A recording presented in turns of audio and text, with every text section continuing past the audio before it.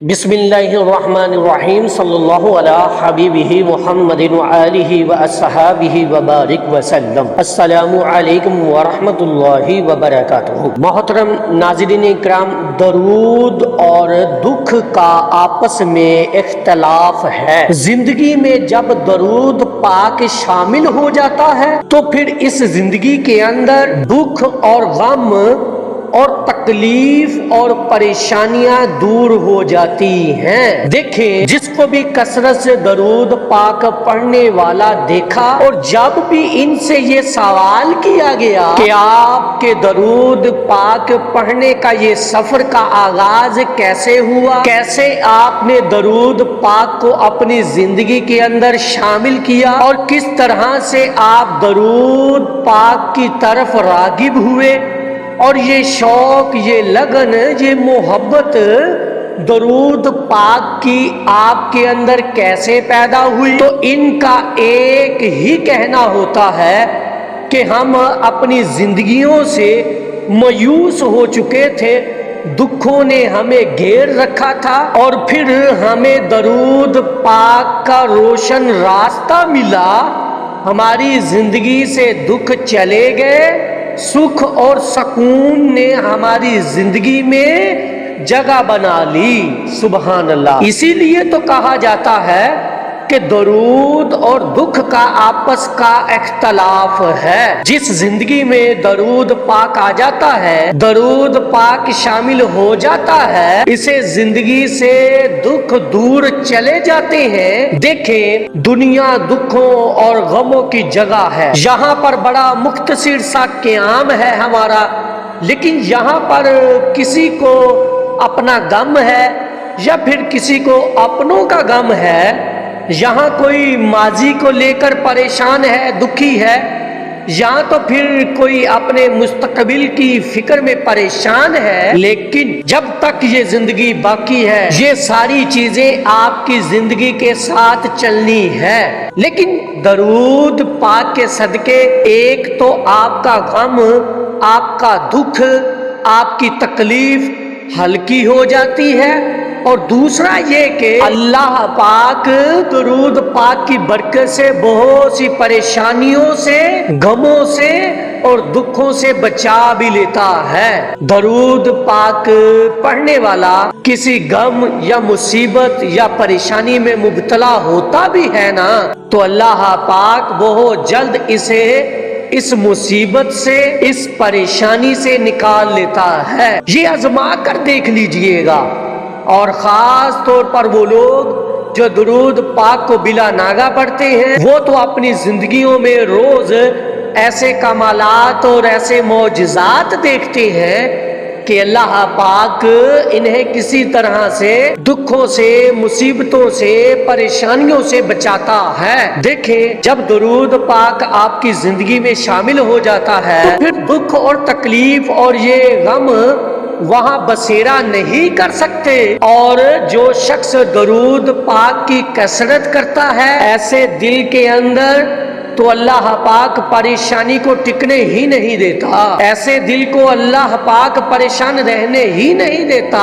इतना जल्दी आपके लिए असबाब पैदा फरमाता है, अल्लाह की जात के आप सोच भी नहीं सकते, आपके वहमो गमान में भी चीजें नहीं होती और अल्लाह पाक आपके हक में फैसला फरमा देता है। और ये सब कुछ, ये करम, ये फजल, ये रहमत की निगाह जो है, ये सिर्फ और सिर्फ दरूद पाक के सदके में आपको मिलती है। जब आप रोजाना दरूद पाक पढ़ते हैं, और याद रखिएगा कि अदब और ताजीम का जो तकाजा है ना, वो ये है कि हुजूर अलैहिस्सलाम की बारगाह में आपकी हाजिरी रोजाना लगनी चाहिए। आपने जो तादाद फिक्स कर रखी है रोजाना पढ़ने की, वो फिर रोज पढ़ा करें, नागा ना किया करें। बेशक अपनी तादाद को कम कर ले, लेकिन नागा ना किया करें, हाजिरी रोजाना लगवाया करें। फिर देखें कि अल्लाह की रहमतें आपका कैसे ताक़ब करती है और किस तरह से आने वाली मुसीबतों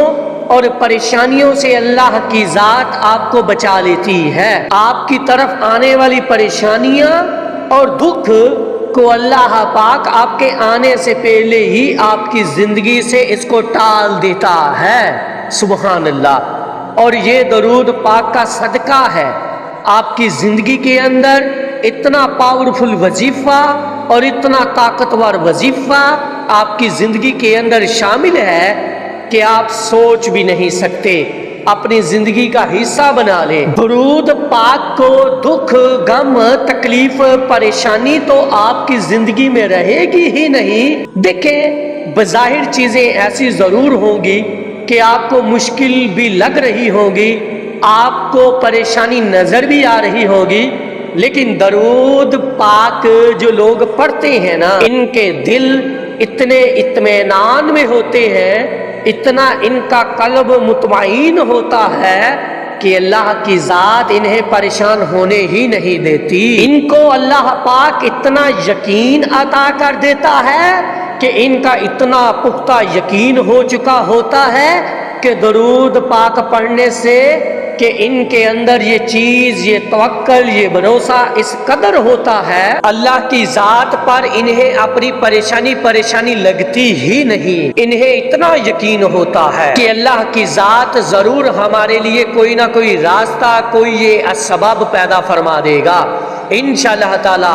اور یہ درود پاک پڑھنے سے نا آپ کا یہ یقین خود بخود پختہ ہوتا چلا جاتا ہے، آپ کا توکل اور بھروسہ اللہ کی ذات پر خود بخود بڑھتا چلا جاتا ہے۔ اور جب یہ یقین آپ کا کامل ہو جاتا ہے تو پھر یقین کریں کہ آپ کی طرف آتی ہوئی جو مصیبتیں، جو پریشانیاں ہیں، وہ آپ کو کبھی بھی پریشان نہیں کر سکتی۔ درود پاک جس زندگی میں شامل ہو گیا، وہاں پر پھر دکھ، پھر درد، پھر تکلیف وہاں پر اپنا ٹھکانہ نہیں کر سکتی۔ یہ ایک انڈرسٹینڈ سی بات ہے، بے شک ان باتوں کو آزما کر دیکھ لیجئے گا۔